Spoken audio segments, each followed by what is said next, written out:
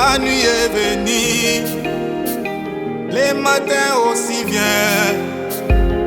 C'est le temps des sacerdoces. Lève-toi et prie. Boutou est commis, Tongo pe koya. Izatangwa bunganga. Dilema de bondela.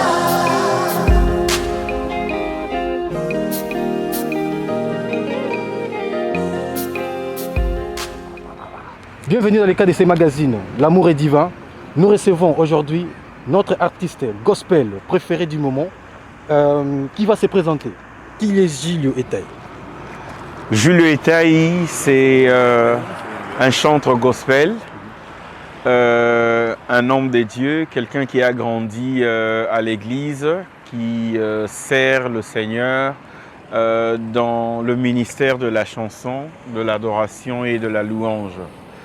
Et nous avons aussi d'autres facettes. Je suis également écrivain. Ça, c'est une facette que le monde où le peuple des dieux va découvrir dans les jours qui viennent, avec le premier livre que nous sommes en train d'écrire, qui sera bientôt mis à la disposition de l'Église. Nous sommes aussi motivateurs. Nous sommes aussi président ou coordonnateur du groupe d'adoration Gavino. Voilà en quelques mots ce que nous pouvons dire sur nous-mêmes. Ce n'est pas facile de parler de soi-même, mais voilà en quelques mots ce que nous pouvons dire. Alors, vous venez de parler de Gavino. Qu'est-ce que signifie Gavino et d'où vient ce nom? Gavino signifie groupe d'adoration, le vin nouveau. C'est une vision que le Seigneur nous a donnée. En fait, ça émane de la grande vision de l'église d'où nous sommes sortis. L'église de Mangembo. Je suis fils de Dadi Espérance Mbakadi. Et mon père spirituel a un ministère avec comme vision la saison du vin nouveau et des outres neuves.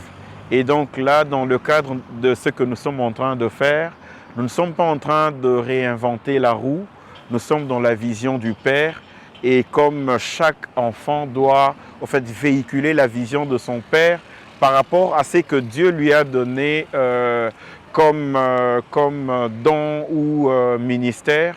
Nous, ce que Dieu nous a donné, c'est la chanson. Voilà pourquoi nous restons dans la vision de notre Père. Nous parlons du groupe d'adoration, le vin nouveau. Ah, ça c'est très bien. Alors, vous parlez de votre album, qui est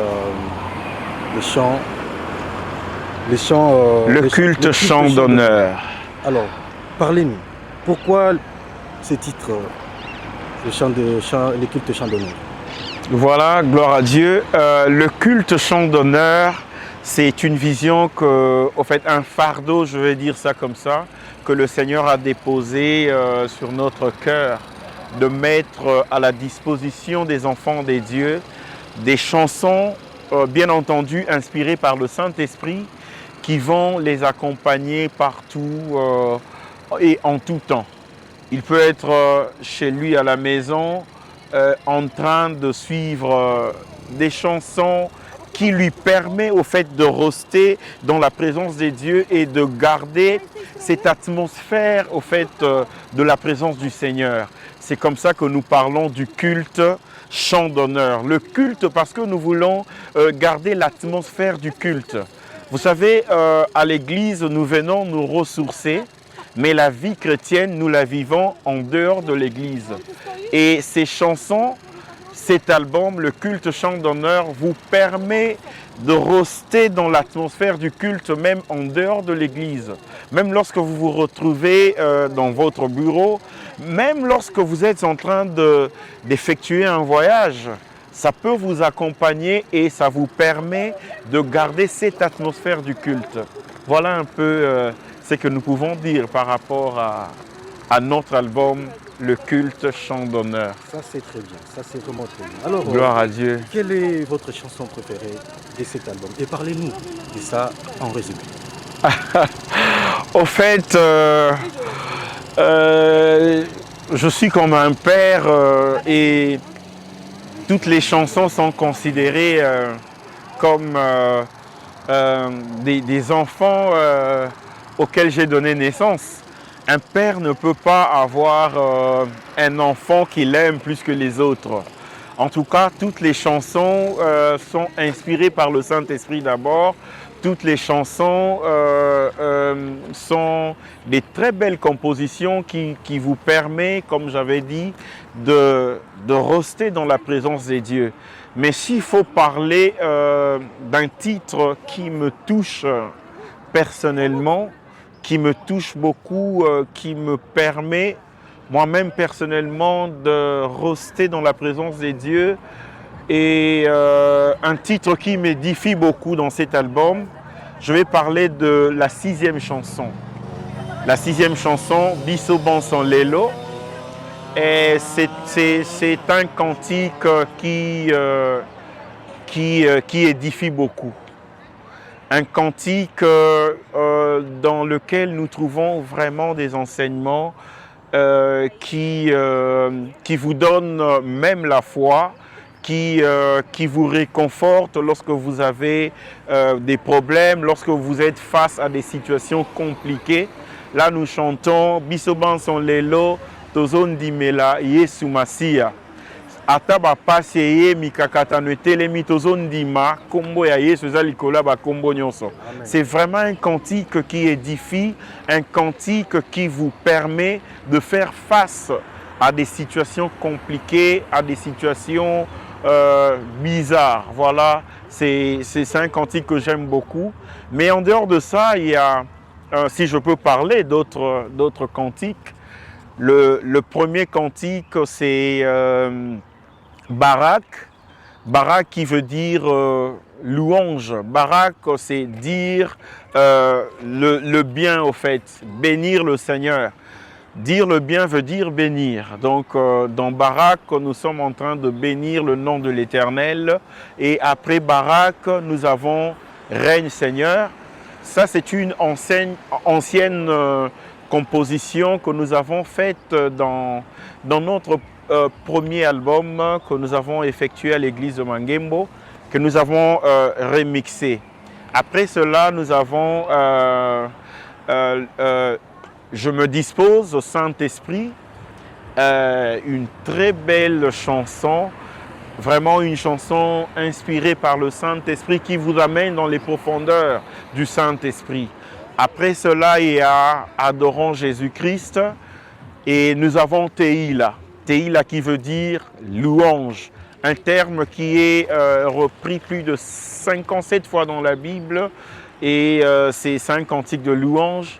Après cela, il y a Biso Banson Lelo dont je viens de vous parler et après nous avons Medley Louange et nous atterrissons avec la chanson Nul n'est comme toi. Ça c'est encore vraiment fabuleux. Voilà un peu. Alors, frère Julio, pasteur Julio, je ne sais pas comment. Frère Julio Etaï. Je ne suis pas pasteur. Bon, j'espère que vous le deviendrez. Alors, frère Julio Etaï, aujourd'hui nous constatons la distraction parmi les chantres chrétiens. Alors,